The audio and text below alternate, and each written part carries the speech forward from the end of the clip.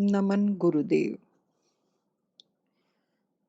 सतगुरु के आशीर्वाद से मैंने जो समझा है आपको बताने का प्रयत्न करती हूँ। मेरी क्षमता नहीं है मैं कुछ कह पाऊँ।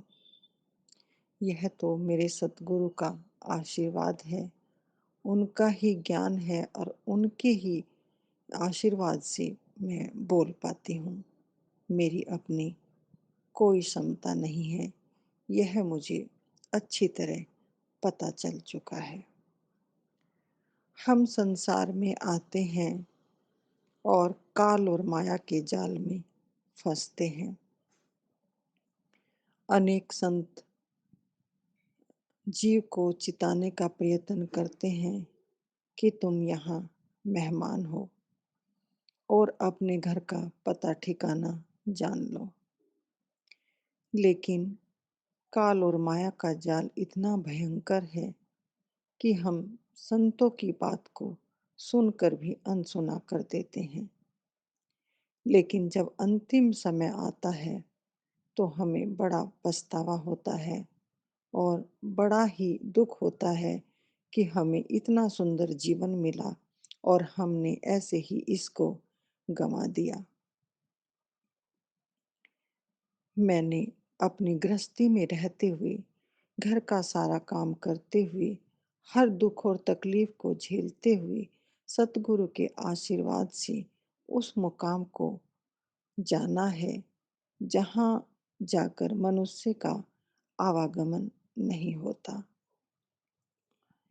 वहाँ जानने के बाद फिर इस संसार के रहस्य का पता लगता है और उस प्रेम की जागृति होती है जो कि शुद्धतम और न्यूनतम प्रेम है। अभी हम संसार में जो प्रेम करते हैं वह हमारा स्वार्थपूर्ण और बड़ा विचित्र प्रेम है जो कि हर सेकंड में आवश्यकता के अनुसार बदलता रहता है। हमारी आवश्यकता हुई, हमारा कोई निजी स्वार्थ हुआ तो हमारा प्रेम बढ़ जाता है और हमारा काम खत्म हुआ, हमारी जो ज़रूरत थी वो पूरी हो गई तो अब हमारा उस इंसान के प्रति प्रेम कम हो जाता है। तो यह तो बिल्कुल भी हम सब जानते हैं कि बिल्कुल भी प्रेम नहीं है। प्रेम तो ऐसा है कि वो एक बार हुआ फिर वो ख़त्म नहीं हो सकता और ना ही कम और ज़्यादा हो सकता है और ना ही उसमें कुछ अपने फ़ायदे या नुकसान का कोई आसक्ति है। बस वह शुद्धतम प्रेम है। वह हर जीव का भला चाहता है, अपने आस पड़ोस का भला चाहता है। उसकी दृष्टि निर्मल व पेवर रहती है। सबके प्रति वह अच्छा विचार रखता है क्योंकि वह जान जाता है कि यह जीवन क्षणभंगुर है। कभी भी बुलावा आ सकता है और कभी भी यहाँ से चलना हो सकता है। इसलिए बस उसकी करुणा और दया हमेशा सब जीवों पर रहती है। समान दृष्टि हो जाती है, देखने का ढंग बदल जाता है, बोलने का ढंग बदल जाता है और वह हर हाल में चाहता है कि जो मैंने जाना है, जिस चीज़ को मैंने पाया है और पाकर इस मालिक के अपूर्व रहस्य को समझा है, इस रहस्य को सतगुरु की शरण में जाकर सतगुरु की दया से सभी समझें और यहाँ रहते हुए भी इस संसार का आनंद लें और जब चलना हो तो खुशी-खुशी यहाँ से विदा हो सकें। तो मैं यही कहूँगी कि समय रहते हुए किसी पूर्ण पुरुष की संगत लें, उसके हुक्म में चलें और थोड़ा-थोड़ा अपना सुबह और शाम अभ्यास करें। यह तो बिना मोल का सौदा है। संसार में देखो कितना आदान-प्रदान है।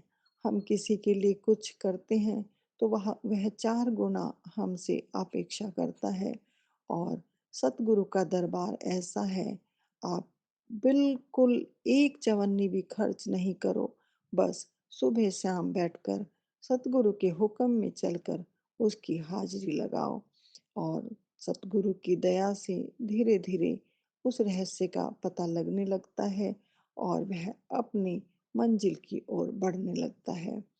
तो समय ना गँवाते हुए, समय बहुत मूल्यवान है। अपनों से कब बिछोड़ा हो जाए, कह नहीं सकते और ना भी हो, हम 100 साल भी जिएँ, 100 साल के बाद भी तो हमें यहाँ से जाना ही है।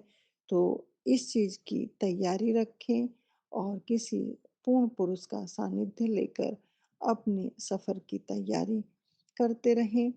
और ज़्यादा कुछ ना कहते हुए मैं अपने सतगुरु को कोटि-कोटि नमन करती हूँ, जिन्होंने मुझे इतना सुंदर ज्ञान देकर इस ज्ञान से परिपूर्ण किया और मुझे इस लायक बनाया कि मैं इस लोक में भी सुखी रहकर परलोक की भी तैयारी कर सकती हूँ। सबके भीतर बैठे परमात्मा को नमन करती हूँ, अपने सतगुरु को कोटि-कोटि नमन। सतनाम श्री वाहेगुरु जी।